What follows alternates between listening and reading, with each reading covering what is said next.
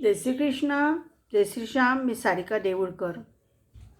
आजचा विषय आपलेच कर्म आपल्यासमोर कसे येतात. तर एका गावामध्ये एक संत राहायचे, साधू संन्याशी. त्यांना ना 3 दिवस झाले ते म्हणजे माधुकरी मिळालीच नाही, भोजन मिळालं नाही. आता भुकेनं जीव व्याकुल होतो. आणि तसाच एक क्षण होता, त्यालाही कोणी काही भाकरी टाकली नव्हती, तोही उपाशी होता. आणि तिसऱ्या दिवशी कुठे त्यांना सायंकाळी थोडी माधुकरी मिळाली आणि कोणीतरी ताट दिलं वाढून, आणि ते आता खायचं कृष्णार्पण करून. आता त्यांचा तसा त्या संन्याशाचा नियम होता, कृष्णार्पण केल्याशिवाय खायचं नसते. आणि ते आता कुठे येतं तेव्हा तो शोन मागे लागला. तो कुत्रा जो होता तो मागे लागला, त्यालाही अन्नाची गरज होती. तो मागे येऊन त्याला भुकून राहिला. तेव्हा त्यांनी पाहिलं, या थालीला जर याचं तोंड लागेल ही खाण्यायोग्य राहणार नाही. देवाला 3 दिवस झाले भूक दाखवला नाही, मी 3 दिवसापासून उपाशी आहे, मग आता काय करायचं. आणि ते शोन खूप म्हणजे भुकत होतं आणि मागे जात होतं भाकरीसाठी. तर त्याला क्रोध आला त्या साधूला. आणि त्या साधूनी याला दगडने मारलं, काठीने मारलं. आणि जेव्हा दगड फेकून मारला त्यावेळेस त्याच्या डोळ्यावर बसला आणि डोळा फुटला. रक्ताची धार लागली.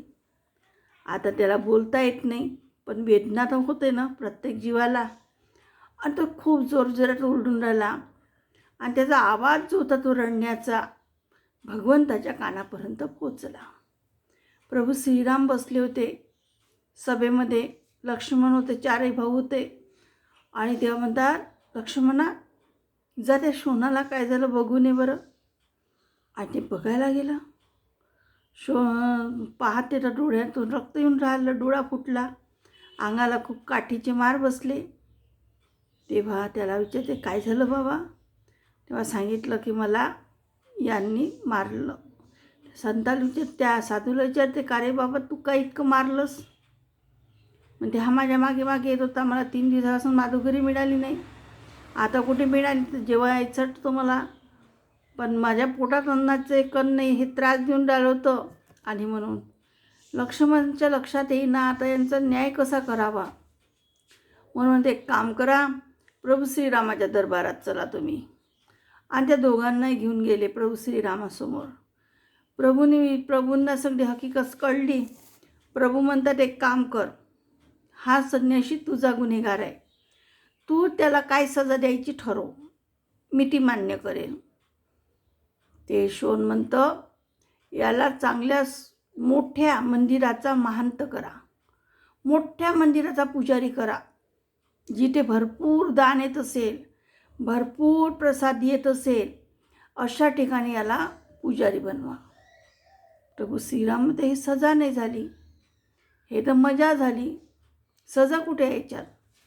ते हीच तर सजा आहे महाराज म्हणते. शोनमध्ये हेच तर सजा आहे. मी मागल्या जन्मात पुजारी होतो, मंदिरचं खाल्लं, आणि मंदिरचं खाल्लं मला लोक दान देत होते, पुजारी समजून माझ्यापाशी दक्षिणा देत होते, माझ्या हातात दक्षिणा घालायचे, मला ती कमी वाटायला लागली आणि मी त्यांना पुन्हा मागायला लागलो, मला अधुरस वाटायला लागलं. आणि लोक मला देत गेले, तर देवाचं मी प्रसाद खाणं, देवाच्या तिजोरीचं लक्ष करणं, त्याच्यातून पैसे चोरणं, आणि असं करत करत मी दिनचर्या चालवली. पण त्याचे पत्न म्हणून मला शोनाचा जन्म मिळाला. मग यालाही पुढच्या जन्मामध्ये पुजारी बनवा, तुमच्या याची चाकरी करावी लागेल, याची नियत फिरेल, आणि हा लोकांना मागेल, लोभ सुटेल, पाप घडेल, आणि याचा जन्म शोनाचा होईल. म्हणून म्हणतात, कर्म कसे केव्हा आपल्यासमोर वापस येईल हे सांगता येत नाही. म्हणून कर्म चांगले करत राहा. कोण काय करते, कोण कसं वागते, यापेक्षा महत्त्वाचं आहे आपण कोणाशी कसं वागतो. आपण कोणाला प्रेम देऊ तर आपल्याला प्रेम मिळेल. जय श्रीकृष्ण, जय श्री श्याम.